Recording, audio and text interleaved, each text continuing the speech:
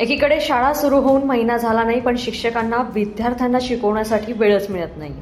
तसेच शाळेत शिकवायचे की इतर कामं करायची असा संतप्त सवाल शिक्षकांनी आता विचारलाय. कोल्हापुरातील 8,000 शिक्षकांनी आज शाळा बंद ठेवून ऐतिहासिक दसरा चौकातून कोल्हापूर जिल्हा परिषदेवर मोर्चा काढला. या मोर्चामुळे कोल्हापुरातील 100हून अधिक शाळा बंद ठेवण्यात आल्या होत्या. टीईटी रद्द करा, सेवा ज्येष्ठतेने प्रमोशन द्या आणि बीएलओ कामातून मुक्त करा अशा विविध मागण्यांसाठी शिक्षकांनी हा मोर्चा काढलेला. 15 जूनला शाळा सुरू झाल्या. आपल्याला माहिती आहे की शाळा सुरू झाल्यानंतर शैक्षणिक काम सुरू होतं आणि सुरू झाल्या झाल्या आता अगदी 15 दिवस होतात की नाही तोपर्यंत शिक्षकांना SIR कामामध्ये लावलं. SIR काम हे असं आहे की पूर्ण वेळ काम, म्हणजे इथले अधिकारी असं म्हणताय की तुम्हाला आम्ही कार्यमुक्त करतो, जसं इतर काही जिल्ह्यामध्ये केलं. आणि इतर जिल्ह्यामध्ये तुम्ही कार्यमुक्त केल्यानंतर त्या लेकरांचं काय महिनाभर, त्या लेकरांना कोण शिकवणार महिनाभर, त्याची जबाबदारी कोण घेणार? तुम्ही काहीतरी सिस्टीम निर्माण केली आहे का? तशा प्रकारची कुठलीही सिस्टीम केली जात नाही. कारण हे या पाठीमागचं गेली 20 वर्ष एकच आहे की शिक्षकांना काय करायचं नाही, हे अध्यापन होऊ द्यायचं नाही, त्या लेकरांची आमची भेट झाली नाही पाहिजे असं प्रकारचं पाहिलं जाते.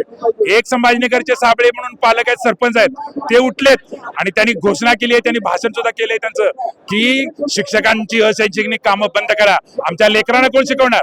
तुमची शिक्षणाधिकाऱ्यांच्या इथल्या शिक्षणाधिकाऱ्यांच्या इथल्या सर्व अधिकाऱ्यांची मुलं परदेशात शिकतायत आणि आमची आणि आमच्या गोरगरिबांची मुलं ही मराठी शाळांच्या मध्ये शिकतायत. शाहू फुले आंबेडकरांचं जे स्वप्न आहे ते स्वप्न खऱ्या अर्थानं इथं घडतंय आणि कामामध्ये केलं जाते. टीईटी सारखा प्रश्न साधा प्रश्न होता, संसद RT ऍक्ट मध्ये कलम 23 मध्ये दुरुस्त करून सगळ्या देशातल्या, संपूर्ण देशातल्या शिक्षकांना रिलीफ दिली शकली असती.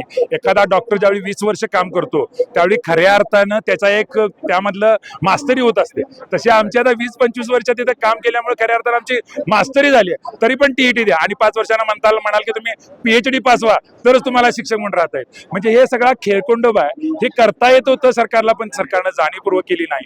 संच मान्यतासारखा अत्यंत म्हणजे शिक्षकांना म्हणजे शिक्षण इथलं संपवायचं, म्हणजे शिक्षक आहे पण शिक्षण नाही अशा प्रकारचा गोंधळ निर्माण करायचा, अशा प्रकारचा संच मान्यतेचा निर्णय आहे. आणि आता तर कहर झालेला आहे की 2019चा मुख्याध्यापक झालाय आणि ज्या शिक्षकांना त्याला 97-98 ला शिकवलं तो त्याचा अध्यापक आहे आणि 2019चं पोरग जे नुकतंच 6 वर्ष झालं, खरं तर त्याची जी एनर्जी आहे तो ज्ञानदानाचं पवित्र कार्य तो जोरात करू शकतो, पण त्याला मुख्याध्यापक केल्याने त्याच्या हाताखाली त्याचाच गुरु काम करणार आहे. हे फार मोठी हास्यास्पद आहे आणि याच्या पाठीमागं काय आहे, हे कशामुळे हे सगळं घडलंय याचं चौथा लोकशाहीचा चौथा काम म्हणून आपल्याकडे पाहिलं जातं. तुम्ही सर्वांनी ते शोधावं आणि या पाठीमागचं कटकारस्थान या शिक्षण विभाग आमच्या कोल्हापूरमध्ये झालं, या पाठीमागं पण काय झालं, हे कशामुळे झालं, इतक्या विनंत्या सर्व संघटना करून सुद्धा का नाही थांबलं, याची माहिती आपण सर्वांनी घ्यावी आणि याचा सखोल अभ्यास करावा आणि आमच्या या शिक्षकांना, बलशाली भारताचं स्वप्न घडवणाऱ्या या शिक्षकांना न्याय द्यावा अशी या निमित्तानं अपेक्षा व्यक्त करतो.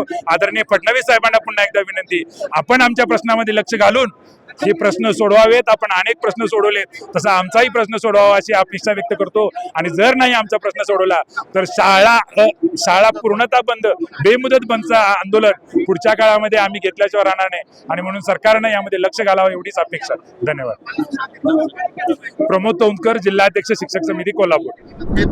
आज कोल्हापूर जिल्ह्यामध्ये प्राथमिक, माध्यमिक आणि सर्व शिक्षकेतर असे साधारण 25,000च्या हून अधिक माझ्या माहितीप्रमाणे हे शिक्षक या ठिकाणी सहभागी झालेले आहेत. शासनानं बरेचसेच असे काही निर्बंध घातलेले आहेत की भविष्याच्या काळामधील बहुजन समाजातल्या ह्या शाळा ज्या आहेत त्या मोडतात की काय अशा प्रकारची अवस्था निर्माण झालेली आहे. आज शिक्षकासारखा एका व्यक्तीला किंवा घटकाला या रस्त्यावर उतरण्याची वेळ या शासनाच्या निर्णयाच्यामुळे आलेली पाहायला मिळते. आज गेले 20-25 वर्ष, 30-30 वर्ष ज्यांची सेवा झालेली आहे त्यांना टीईटीची सक्ती करणं, त्यांना प्रमोशन नाकारणं, म्हणजेच भविष्याच्या काळामध्ये ह्या व्यवस्था मोडण्याची ही एक प्रक्रिया सुरू झाली असे मला काय हरकत नाही.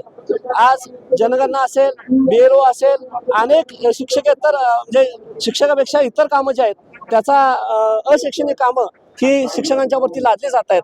आणि ह्या सर्व पार्श्वभूमीवरती आज आझाद मैदानामध्ये सुद्धा आमचे बांधव विना अनुदानासाठी या ठिकाणी लढा देत आहेत. गेल्या कुठलीही गोष्ट ही शिक्षण क्षेत्रामध्ये या ठिकाणी व्यवस्थित मिळत नाही. खरं तर छत्रपती शाहू महाराजांनी या भूमीमध्ये, या कोल्हापूर संस्थांमध्ये शिक्षणाला प्राधान्यक्रम दिलेलं होतं. जे बालक अगदी शाळेमध्ये जाणार नाही त्या पालकांना 1 रुपयाचा दंड त्या काळामध्ये केला होता. आणि त्या काळामध्ये शैक्षणिक निधी म्हणून जवळजवळ 1 लाख रुपयाचा निधी सुद्धा या ठिकाणी शाहू महाराजांनी ठेवलेला होता. ज्यावेळी स्वातंत्र्य मिळालं त्यानंतरचा निधी हा शासनाचा मुंबई प्रांताचा, मुंबई, गुजरात आणि महाराष्ट्र हा 50,000 होता. मी एवढी दूरदृष्टी असणारे छत्रपती शाहू महाराज होते. आणि त्या शाहू महाराजांच्या भूमीमध्ये आज शिक्षकांना जर आंदोलन करण्याची वेळ येते तर हे फार मोठं दुर्दैव आहे आणि लोकशाहीला घातक आहे. काय असणार पुढच्या काळामध्ये या आंदोलनाचा काय नेमका इशारा असणार तुमच्या सरकारला? जर आज आम्ही म्हणजे स्वतःच्या रजा टाकून आम्ही ह्या आंदोलनामध्ये उतरलेलो आहोत. जर शिक्षकाची मानसिकता ही कुठेतरी तपासली पाहिजे ना. BLOचं काम असेल, जनगणनेचं काम असेल, इतर अशैक्षणिक कामं असतील, ही कामं करत असताना तो त्या बालकाला शिकवणार का? आम्हाला शिकवू द्या, हा आमचा या ठिकाणी हक्क आहे आणि आम्हाला शिकवू द्यावी ही आमची विनंती आहे. आणि म्हणून आम्हाला जर या पद्धतीनं तुम्ही जर न्याय देत नसाल तर या शिक्षकांना भविष्याच्या काळामध्ये शाळा बंद ठेवून रस्त्यावरती आम्हाला उतरावं लागेल. TETची ही जाचक ठेवलेली आहे ती रद्द झाली पाहिजे. त्याचबरोबर 2005 पूर्वीपासून आम्ही नियुक्त आहोत, तो पेन्शनचा प्रश्न पण आमचा मार्गी लागला पाहिजे. आणखी जाचकच्या काय अशैक्षणिक जी कामं ठेवलेली आहेत शिक्षकांची ती सुद्धा रद्द झाली पाहिजे. आमच्या प्रमुख मागण्या आहेत. आजचा मोर्चा हा शासनाच्या विरोधातला शिक्षकांचा उद्रेक आहे.